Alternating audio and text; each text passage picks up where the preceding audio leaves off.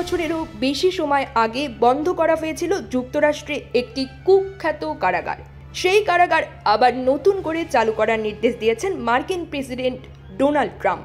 দেশটির সান ফ্রান্সিসকোর দুর্গম দ্বীপ আলকাট্রাজে 1934 সালে এই কারাগারটি স্থাপন করা হয়েছিল। পরে 1963 সালে সেটি বন্ধ ঘোষণা করা হয়।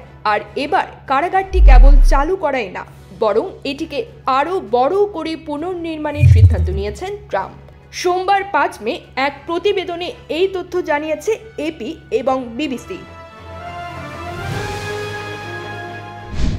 স্থানীয় সময় রোববার নিজের সোশ্যাল মিডিয়া প্ল্যাটফর্ম ট্রুথ সোশ্যালে দেওয়া এক পোস্টে ট্রাম্প বলেন, একসময় আমেরিকার জনগণকে রক্ষায় দেশটির বিপজ্জনক অপরাধীদের আলকাট্রাজ কারাগারে আটকে রাখা হতো।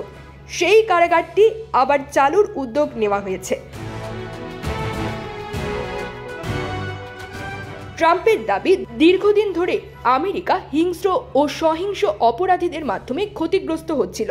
এমনকি কিছু কিছু অপরাধী বারবারই সহিংস কার্যকলাপ করে দেশটির ক্ষতি করে আসছেন।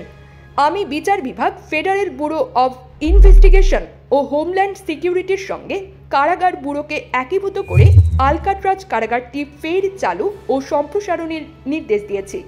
সেখানে আমেরিকার সবচেয়ে নিষ্ঠুর ও সহিংস অপরাধীদের রাখা হবে। এই বিষয়ে ফ্লোরিডা থেকে হোয়াইট হাউসে ফেরার পর ট্রাম্প সাংবাদিকদের বলেন, কারাগারটির একটি দীর্ঘ ইতিহাস আছে। এটি আইন ও শৃঙ্খলার প্রতীক।